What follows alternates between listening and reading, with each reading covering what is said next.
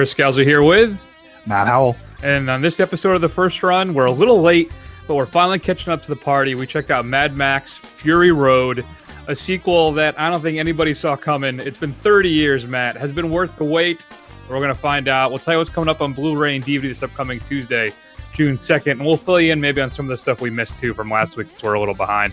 And then we're going to do our 5 favorite movie chases. Could be in car, could be on foot, could be riding a horse or a lamb or a potbelly pig. Could be anything.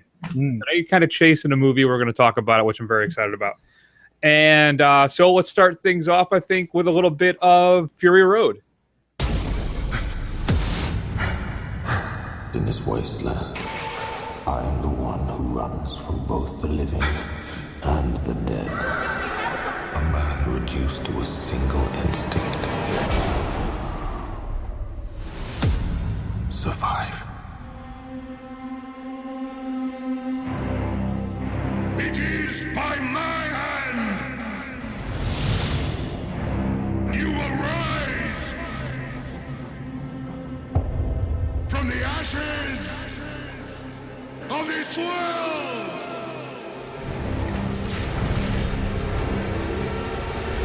We are not things. We are not things. Where is she taking them? I want them back! They're my property! Oh, what a day! What a lovely day! Want to get through this? Let's go!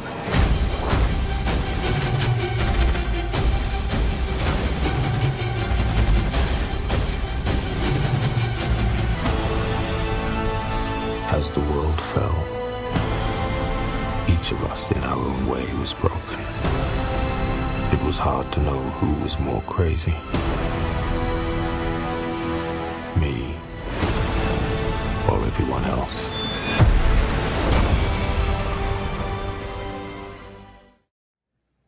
So, Matt.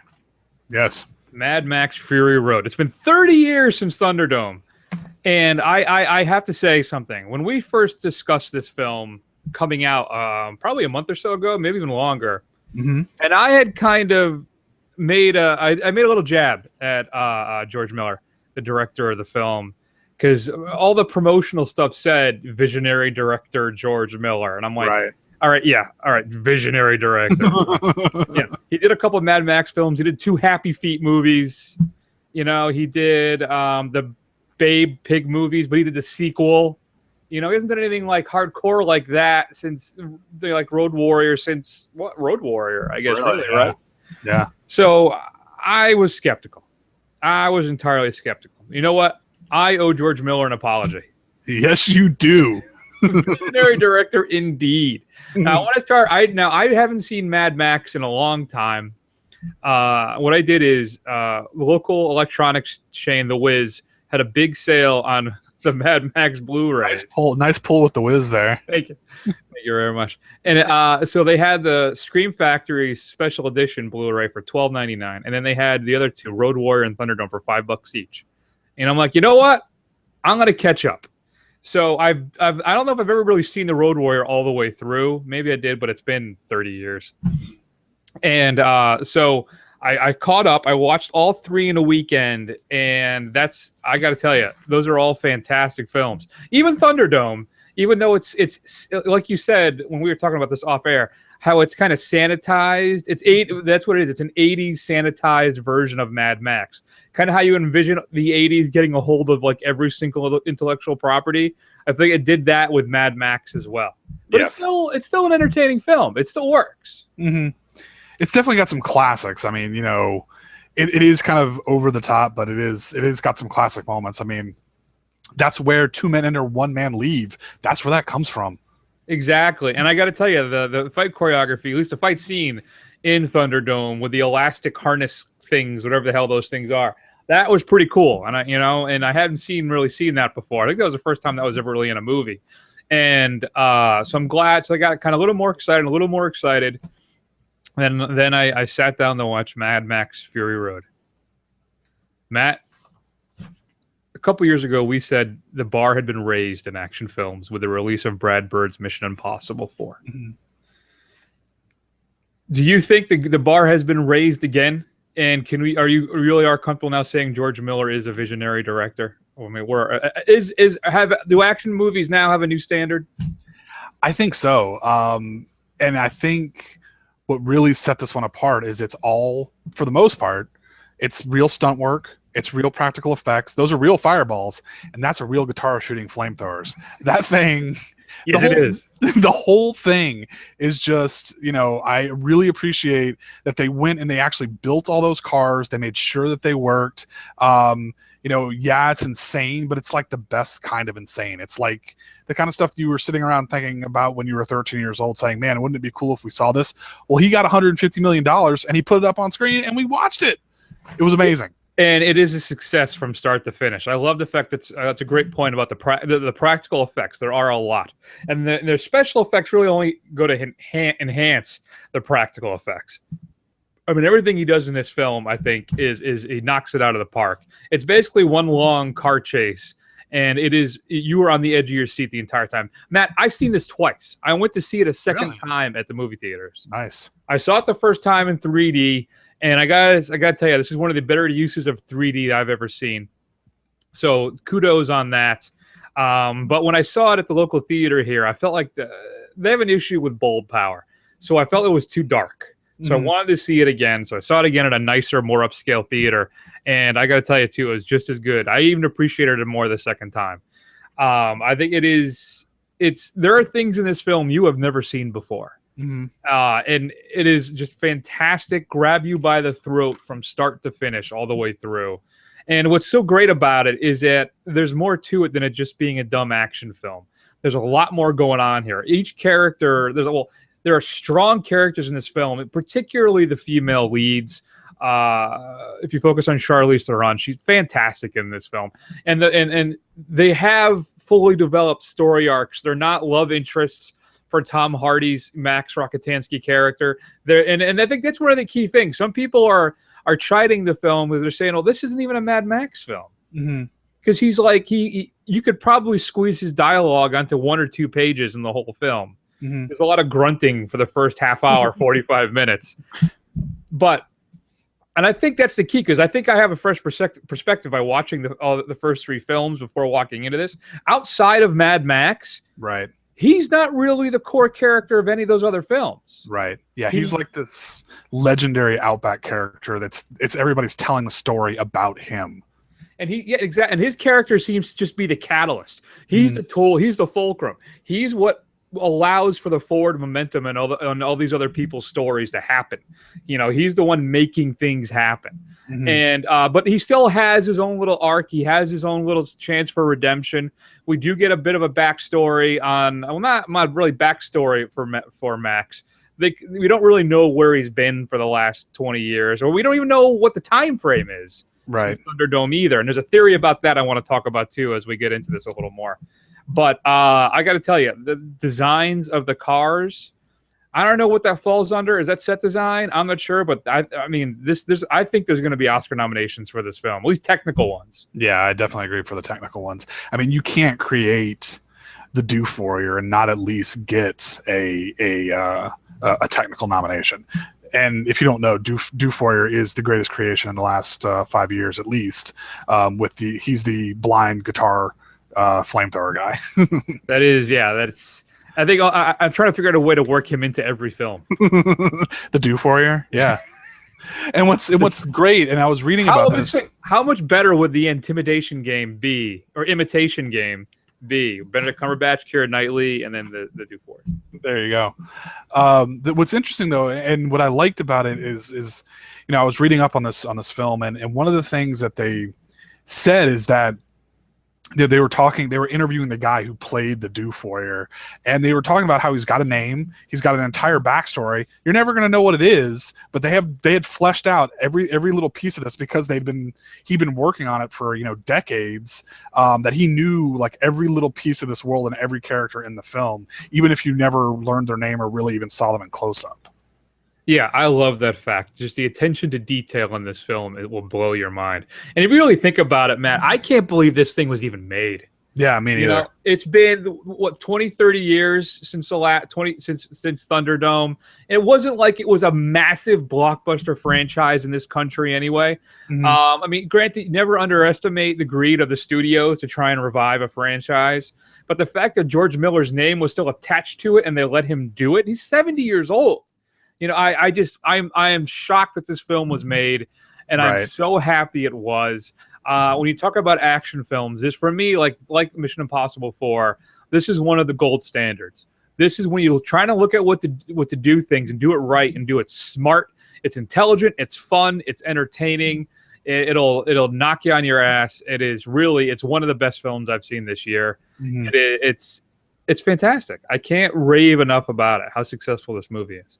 Yeah, it blows my mind that this guy who hadn't made an adult action film in 30 years was given a budget of $150 million and said, just go out and do what you want. And they let him do that. That just does not happen. That's just insane to me. And my only concern is that Tom Hardy, he signed up for 3 more of these things. Obviously, if they keep making money, which I can't imagine that at least the next one wouldn't make money just based off of the strength of this one. But I'm almost a little nervous that they've set the bar so damn high with this thing that the next ones might even be a bit of a disappointment. We'll have to see. Yeah, I don't know what he says. He's got 3 more stories already planned out. And if he had that much kind of detail and focus in Fury Road, bring it on. And what bothers me too is if we could have had this film 10 years ago, or we could have been having these types of movies all these years, and just no one was willing to take the chance. It just makes me sad. It is fantastic. Well, I guess there's one silver lining though. If they had made it, 10 years ago, 20 years ago, we'd probably still have Mel Gibson in the role, which I don't know. I do appreciate the kind of unhinged meanness that Tom Hardy brings to the role, as opposed to kind of like the enigmatic kind of charismatic guy that Mel Gibson played Max as. That's fair. I think that's a fair point. I don't know. So I want to talk about one thing too. I want to mention that I think is a great score. Lots of hard drums. If you're a fan of scores like I am, you're definitely gonna want to pick this one up. And then finally, I love this little bit of I don't know, not an Easter egg, but this little bit, this fan theory about Max Rockatansky, that Tom Hardy is not actually Mel Gibson Max. He's not the real Max. He's a new Max. Okay. And that the rumor is that he's the feral kid from the Road Warrior. Okay. That has grown up, and now because he ended up. If you remember, now I wouldn't begrudge if you don't remember, because I did just watch the movie, but he says in a voiceover, the kid, that because he's telling the whole story in Road Warrior, he's the one relaying it to us. And that he never saw Max again, but he grew up to become the leader of all those people. And then with Fury Road, something went bad, right? All those people are saying, "Why didn't you save us?" They're kind of haunting him as Tom Hardy's Max tries to figure out what he's going to do. So the theory is that he's the kid. The problem why that doesn't really work is there's the voiceover in the beginning relies on the original Mad Max story. Of Fury Road, how he used to be a cop. Yep. But the key scene for me is that later on in the film, one of the breeders, is playing with the music box that Mel Gibson Max gives to the feral kid in Road Warrior, and you never see it again. The kid keeps it. Right. So I'm not sure if she just happened to have a music box. Right. I think that's, and I think what it is too. I don't even think Miller's making a definitive statement. I think he's just kind of playing with everybody with that. When they ask what the time frame of this is, he says I don't know. He's like maybe roughly 5 to 10 years after Thunderdome. Right. I don't know. So, and that's fine with me. You know what? And I don't need a definitive statement. I think it's fun to think maybe that it's that he found Max after he was dead and took the car and took the uniform and then kind of went on his own little adventure too because he idolized him so much. I don't know. It's an interesting possibility. I don't know. Yeah, this is pretty cool. I never thought of that. So that was a fun theory. Anyway, so what are your thoughts for the kids at home? Should they go see this? Yeah, unequivocally, yes. We've been gushing about it now for about 10 minutes. So, yes, definitely go out and run out and check this while you can. Yeah, really. Check it out in the theaters. If you get to see it in the IMAX 3D, it's one of the few times I'm going to tell you, do it. It's worth the money to see it in the large screen with the 3D. Strong characterization. It's got a great female plot line with strong females running throughout the entire film, which I really appreciated as well. And it's just an incredibly successful film. So, yeah, you've got a chance to see Mad Max Fury Road. Please shoot us an email, feedback at the first run. We'd love to hear your thoughts. Matt, Blu-ray and DVD. First up, a couple things that came out last week, which we didn't get to. Seventh Son. That's that Jeff Bridges movie with Julianne Moore, where he's the seventh son of the seventh son, and he has to save the kingdom. Tanked at the box office. Nobody saw it. After that, another one, The Loft, one of those kind of little short and quick little thrillers about a bunch of guys who have a penthouse where they have a mistress, and then they find her dead there. They got to figure out who did it. A documentary I'm really excited to see, My Life, directed by Nicholas Winding Refn. It's shot by his wife while he's touring and dealing with Only God Forgives, which was considered a big failure on his part, which I still think is a fantastic film. But it's kind of him dealing with that and second-guessing himself and his talent. It's actually on Netflix right now, but you can also pick it up on Blu-ray and DVD.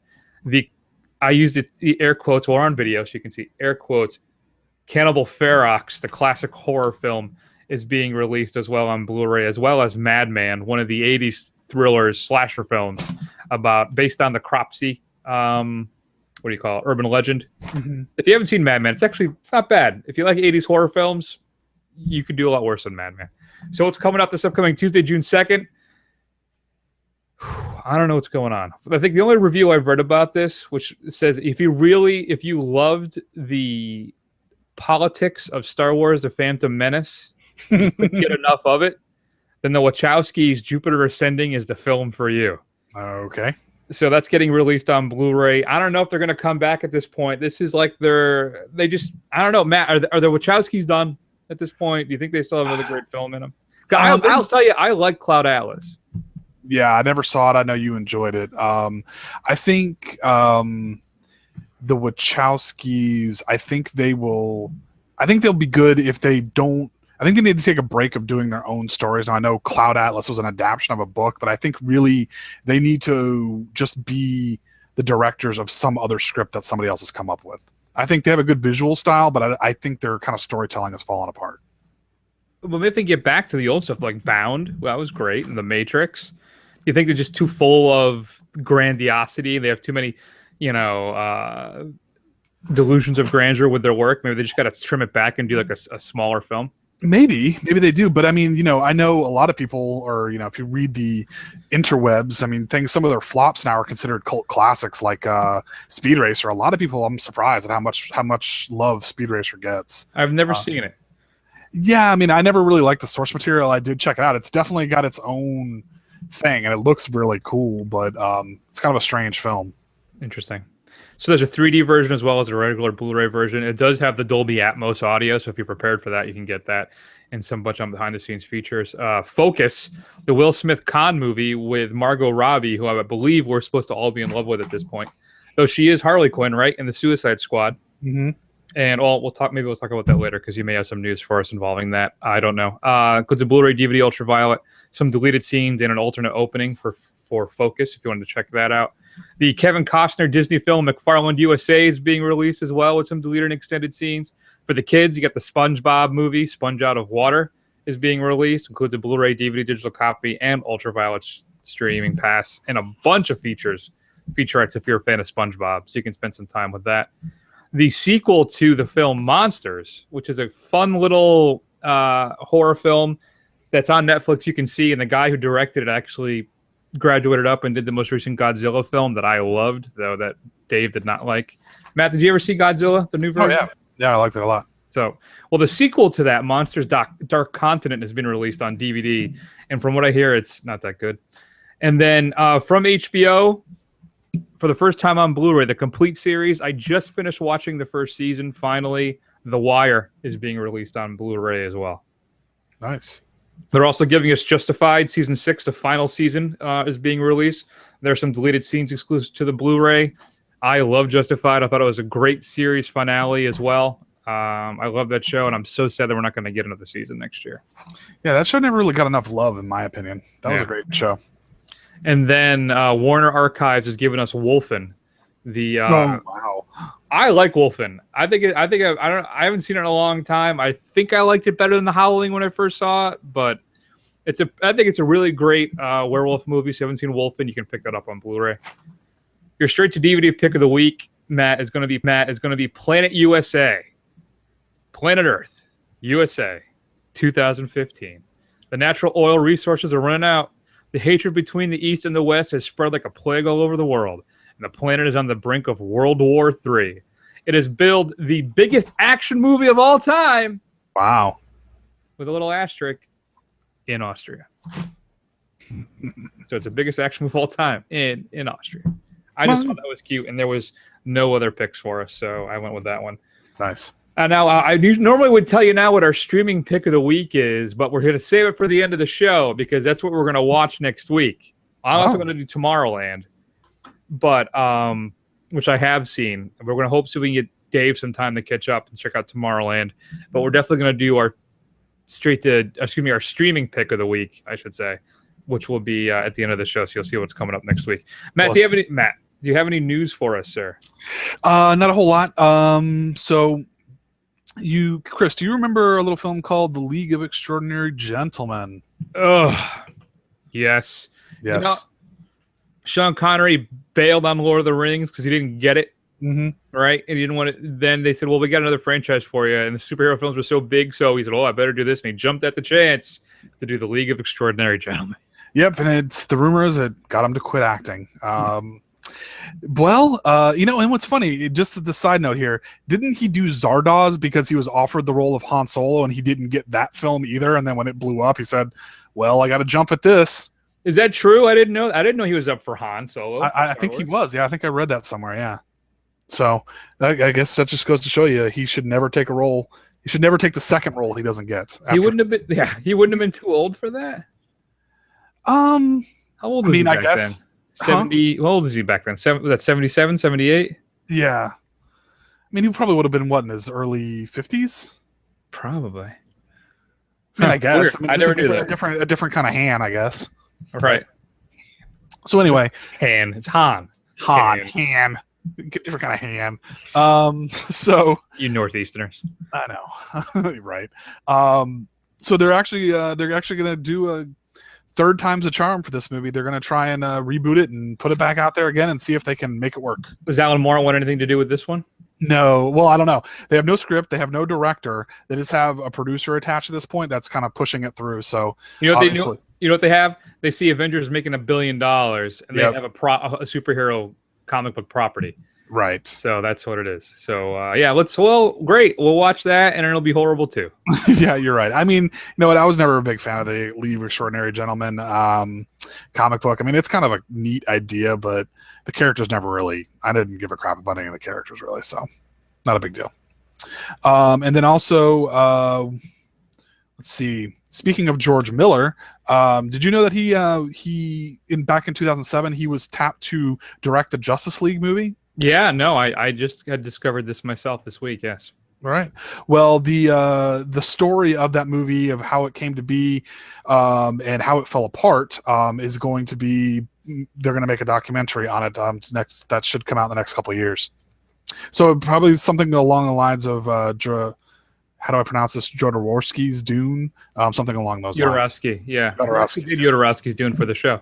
Yeah. I'd be interested in seeing that. I still want to see the Death of Superman Lives. It was the Tim Burton Nicolas Cage one, right? There's supposed to be a documentary about how that film fell apart, and they poured and Cage had a pay or play deal, right? So he got paid even though it fell apart.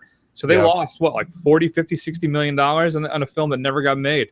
I know, and that's a good thing. Seeing some of those pictures. Yes. You know, it always makes me sad when I think about Superman 2. You can Google this. When you read what Bryan Singer had planned for the Superman Returns sequel. Yeah. Oh, I'll have to check it out. I would love to have seen that film.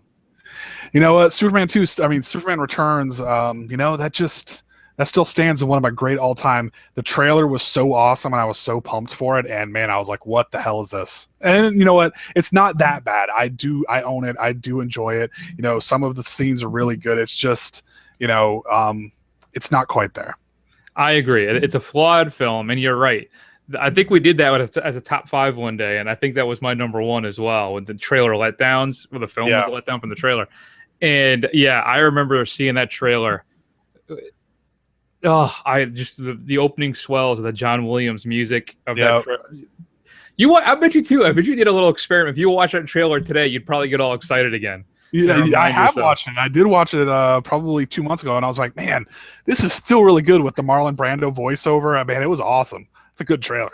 Yeah. Oh well. Oh well. All right, that's all I really got. You know, nothing major going on right now. So did you see that they some people caught some cell phone footage of Batman in the Suicide Squad film? I did see that, yes. So I thought that was interesting. So he's definitely going to... I like the idea that they're going to... Listen, if DC can pull this off, and Warner Brothers, of kind of cross-pollinating all of the stuff like Marvel does, and having it be looser control, where the directors can do what they want, so they don't have to stick to a very specific formula all the time, like Marvel is restricted by... You know what? I don't know. I feel better and better about this all the time, though I'm still not a fan of Jared Leto's Joker, at least what it looks like. Yeah. Well, I mean, I'll freak Joker. I mean, people lost their minds when Heath Ledger was named, so I'll give him the benefit of the doubt. I mean, and I'll even say that, you know, when I was watching the previews in the theater, and they showed the preview for Dawn of Justice, you know what, I was like, you know what, maybe this will be pretty cool. We'll see. I gotta, you know, Batfleck got me excited. What can I say? I have no problem with Ben Affleck as Batman. My whole problem with this whole thing is David Goyer and Zack Snyder. Zack Snyder. Yeah. Those are my concerns. I mean, that's the danger of giving a director more control. You have to make sure you have the right director. That is the ultimate one. I don't know why we can't get Christopher Nolan just to kind of run the whole thing. Yeah, there you go. Oh well, whatever. Okay. So let's move on then to, I guess, what our 5 favorite chase scenes. I'm pretty excited about this. I think I got a good list here. My problem is there's a bunch of films that I haven't seen that I'm sure deserve to be on this list. One of them I own, and I haven't watched it. I still have to do that series, The Great Unwatched, because I have like 10, 15, 20 films that I own that I've never actually seen. Yeah, I could probably do the same thing with you. It'd be kind of interesting to see the different films we haven't seen, because I'm sure you've seen probably 80% of them. One of mine is Vanishing Point. Oh. I've had it for 6 months. I bought it at a Fox Connect sale. It was like $5 on Blu-ray. And, you know, so I thought, I've always wanted to see this. You know, it's just as much expensive to rent it on an off time. So why not buy it? And it's still sitting in the wrapper. So we should be ashamed of ourselves. I don't know what the hell my problem is. You know what I need? I need to stop watching James Bond movies over and over again. Is what I need to stop doing. Seriously? I actually started watching Moonraker again last night. What is wrong with Moonraker? God. Well, what I wanted to do is I'm trying to think of something to do for Spectre. Oh, okay. And I'm trying to figure out if I watch all the Bond films, but everybody reviews the Bond films. I'm trying to think of different and new to do it. And I haven't seen Moonraker is one of the ones I haven't watched in a very long time because I've always hated it. And so I thought I'd try and watch that one. Maybe it would inspire me to do something. I got about a half hour in and I got really tired and fell asleep. Well, at least you still own it. I mean, that's dedication right there. I bought them. Oh, yeah, I got it for like $5 at a sale too. There's some. I still haven't upgraded A View to a Kill. Nor have I upgraded. What's the one? The absolute worst one that I think. Oh, Man on the Golden Gun. There you go. I haven't upgraded those. The rest of them though I do have on Blu-ray. Anyway, stop derailing me with James Bond talk. Sorry. But let's get right into James Bond talk. I'm just going to tell you my number 5 favorite chase scene. I'm going African Rundown, Casino Royale. How the film opens, Daniel Craig running down the bomb guy. But what puts it over the top for me is the drywall scene. So he's chasing the parkour guy all through this new construction, right? And the parkour bomb guy, he does a little jumps off one wall, jumps off a wall, whatever, pulls up, grabs a pipe, and then goes through a very small hole on the top of a hole, on top of a hall of a wall. And what does Daniel Craig, James Bond, do? What does he do to solidify that he is a blunt instrument, as they say over and over again? He just runs through the wall. Hell with it. I'm going through it. And that's what really does it for me. There's that. And then, of course, when on the top of the cranes and they're having to fight while they're holding on to the cranes. and the guy throws the gun at him, and Craig catches it and throws him and hits him in the. There's so. Casino Royale is a flawed film. Mm-hmm. All right, it's long. It's too long, and it should have ended 20 minutes earlier. They had that extra tacked on ending that I don't know, but that African rundown scene is one of my favorites. It's great, so that's why it's my number 5. Fantastic. All right, so my number 5 is my only entry. Well, yeah, my only entry in the crime genre here. Kind of vacillated. There's quite a few chase scenes in that, but I think I went with the one from Heat, where they're escaping from their bank job and they're kind of running away from the cops, kind of doing that kind of running, shooting as they go, just kind of lighting up an entire street. It was a pretty badass scene. Yeah, that's a good one. I haven't seen Heat in a long time. But it's got one of my favorite Al Pacino lines that I like to do the impression of. You know which one it is? What's that? She got a great ass! I don't know. That always stuck with me. I don't know why. All right, my number 4. I'm going to continue on with I'm going 2 for 2 with my James Bonds. I'm going the ski chase in On Her Majesty's Secret Service. All right. Lazenby's one performance as James Bond, criminally underrated. If Sean Connery was in this film, it would be the best Bond film of all time. And it's a great film, but it's got great action set pieces, great action scenes from start to finish. So the scene where he's racing down the mountain while they're shooting after him, and he ends up in the and then he's in a car and they're in the skating rink and they're driving. I'm telling you, lots of great chase scenes. But my favorite is the one where he's on the skis and they're shooting at him and all the great cool stuff that happens. So that's my number 4. That's the last Bond one too, by the way. Okay. Well, I've never seen actually that particular one. You haven't seen On Her Majesty's Secret Service? No. I'm telling you, it gets so unfairly maligned by people because it's Lazenby. It's after Connery. People, oh yeah, that guy, he was horrible. He was not. It's a great Bond film. Well, I mean, in my personal opinion, Roger Moore has very little to sell him positively. So how bad can it really be? Fair enough. All right, so my number 2 pick, there's a lot of chase scenes in this movie that you could have picked, but I went with the scene where Indy is chasing down the Ark through chasing after, what's his name, Belloc, fighting his way through the truck in Raiders of the Lost Ark. That whole part where he's hanging onto the front of the truck, and then he flips the German guy out and rams him and he falls off the side of the cliff and runs over him. That whole scene is just fantastic. But there's many chase scenes that you could put in from that movie. There's some great ones. Yeah, that's a good pick. And 2, there's more too in the other films, like the rail car in Temple of Doom. Yeah, that was pretty good. Mining car. Yeah, and then the boat chase in. Oh yeah, that one was pretty awesome. Crusade. And see, I would have gone with Hank in Last Crusade. That's true. That's a good one too. And then also, don't forget Kingdom of the Crystal Skull when they're in the Jeeps and Shia LaBeouf is swinging from the vines. I mean, is there a more pure piece of cinematic treasure than well, Shia LaBeouf? You know what? Is it too late to change my number 5? In the enchanted refrigerator? Yes. Okay. My number 3 is you know what I'm doing? I'm going with one of the greatest car chases in a mall you will ever see. Nice. I know exactly what it's going to be. And that's the Blues Brothers. Blues Brothers has a lot of great car chase scenes in this film. It's got a bunch, but my favorite one is the one through the mall. I don't know what it is. It is so fun and hilarious, and the film is a classic. If you haven't seen the Blues Brothers, I'm telling you, watch it tonight. But yeah, it's one of my favorite car chases because it's just so ridiculous. So yes, it is. It's my number 3. Excellent. My number 3, we're gonna stick with Lucas and go to the land of sci-fi. It is going to be the wait, pod race. No, not pod race, but good guess. You know how much I love the Phantom Menace. It's actually the chase through the asteroids where they're chasing the Millennium Falcon through the asteroids. Great, great action as far as dynamic. Granted, unrealistic. There's nothing to bank into in space, but man, who gives a crap? Smashing TIE fighters in there, getting eaten by a giant worm. It's pretty fantastic. That is pretty good, yes. Yeah, no Star Wars for me. No, nor any Star Trek. There are really chase scenes in Star Trek, though. Not that I can think of in Star Trek off the top. Well, I guess there's the end of the new one where they're chasing after Khan and running across that thing. That's true. Yeah. I was thinking original, but yeah, that's good. Yeah. That works. All right, my number 2 I'm going with, and this, you're talking about another film rife with chases and car chases as well. Ronin, one of the better action films from the 90s, right? Yeah. Robert De Niro follows in with a bunch of people who are going to maybe steal something. There's a lot going on in this film, but the chase for me is the BMW versus the Peugeot. If you haven't seen this, it's one of the greatest car chases. I think I think this is better than Bullet. I think it's the greatest car chase in the history of cinema.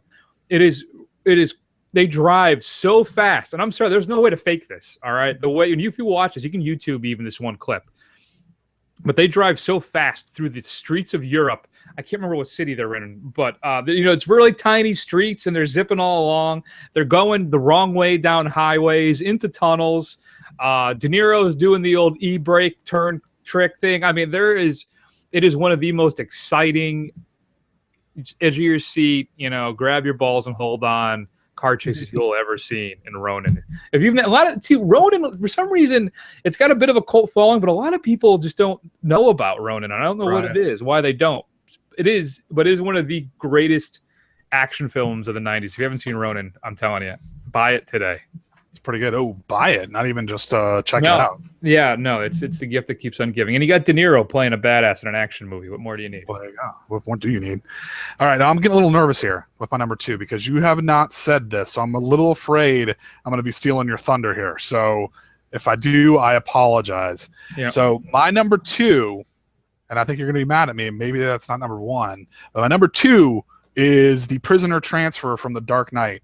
Where they're running underneath the streets and the tunnels. Joker shows up with his bazooka and blows them up, with Batman coming out with the Batcycle and the Batmobile. Man, that is a fantastic scene. It didn't make your list? Nope. No. What is wrong with you? I don't follow that for me as a chase scene. I don't know what it is. When I think of chase scene, it doesn't. It's more of an ambush than a chase scene, but I don't know. It just didn't really occur to me to make the list, so no. Okay, well, there you go. Well, you're wrong, but there you go. My number 1, I don't normally do this.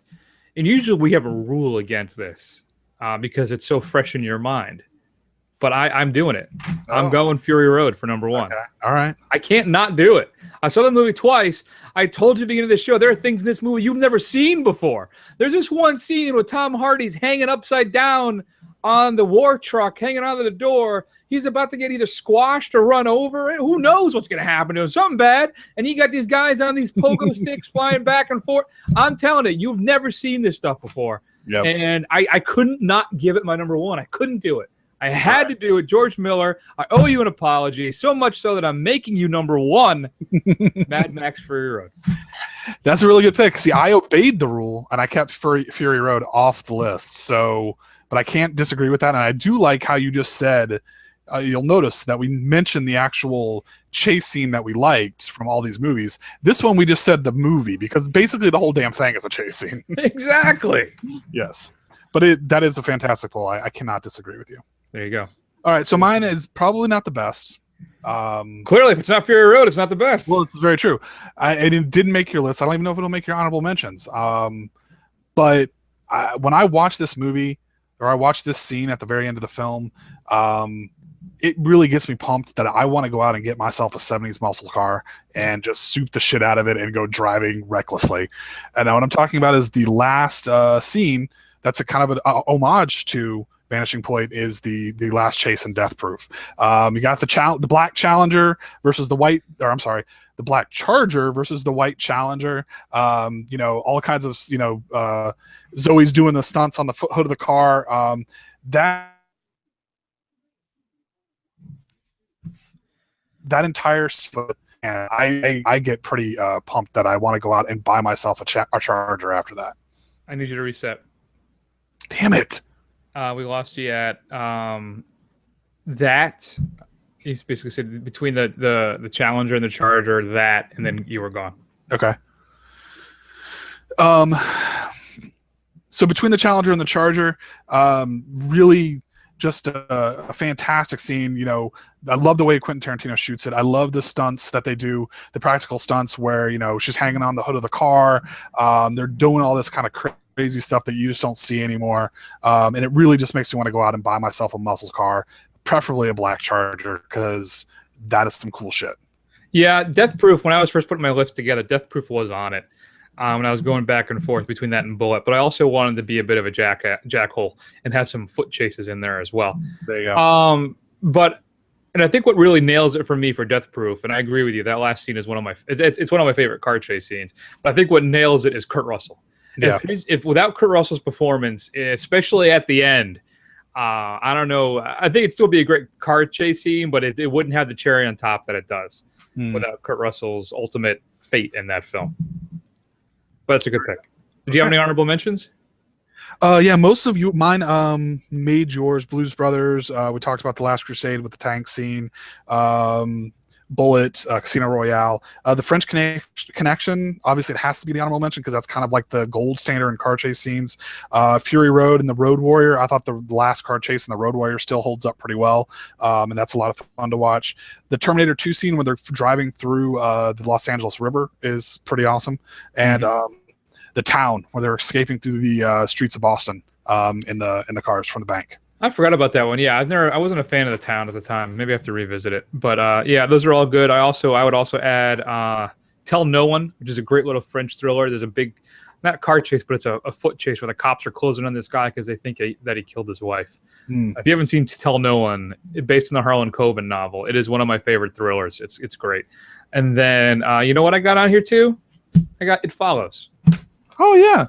That's good. I guess that's also an entire chase movie. Very esoteric pull. Thank you. Yes. Oh, and I do have to mention, just because I was watching Hot Fuzz the other day, Point Break, that last scene where where at the end of it, Keanu yells up in the air and shoots his gun in the air. That's the one. Did you see they're remaking it? The trailer's out now for the Point Break remake. I did not know that. I'll have to go check that out. And I've never actually seen the original Point Break. No, I've seen bits and pieces, but it's pretty ridiculous. I'll have to check that out too.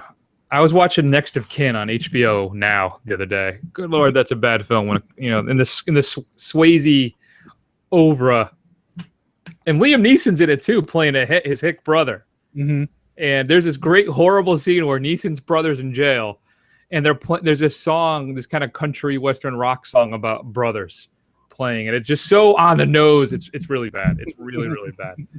So did we miss any? I'm sure we did. Shoot us an email, feedback@thefirstrun. What's your favorite film chase? Let us know. A couple things coming up I want to promote here for the show. I'll be hosting the late showing at Real Artways. What state am I in? The late showing at Arts Quest here in Bethlehem, Pennsylvania, in the Lehigh Valley. It's June 6th, 10 p.m. It's the 30th anniversary of Goonies. Wow. And I'll be doing an introduction, and we're having some games. We'll have a truffle shuffle contest with prizes. I'll be providing a copy of the film on Blu-ray, and we'll be giving out some film passes as well, and you can come down and meet me. And also on June 17th, I'll be doing the introduction to From Russia with Love. Actually, you know what? I can't do that. I'm just going to participate because the guy who runs the program there, that's his favorite Bond film as well as it's mine, so he absolutely would not let me do it, which I totally appreciate. I do get that, but I will be there. I'll be signing autographs, so you can see me there. That'll be the last time, sadly, that I will be here at Arts Quest because I will be leaving. I'm taking my talents to South Beach, Tampa.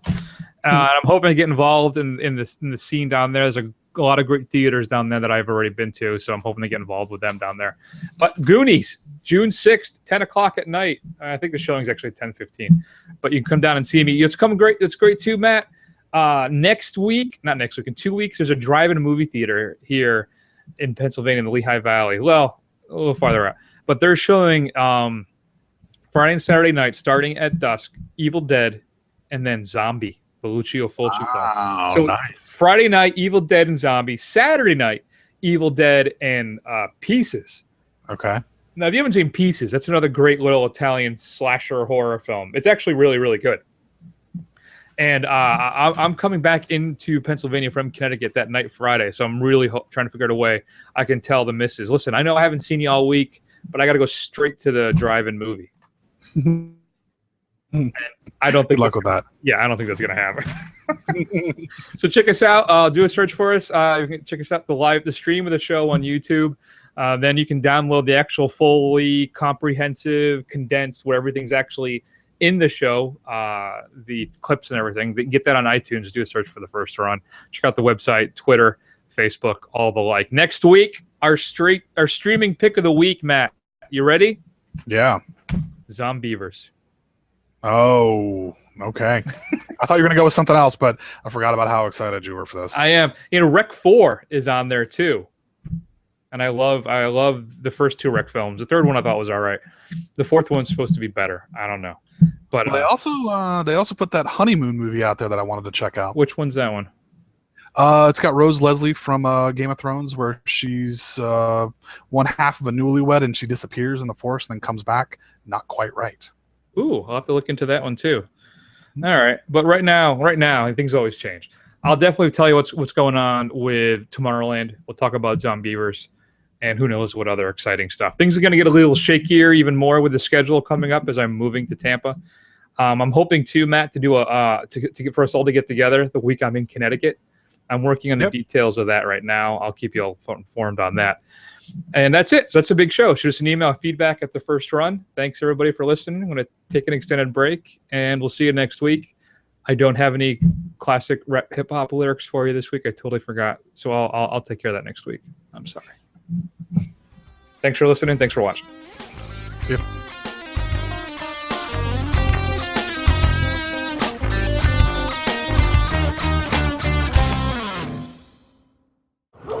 Omar.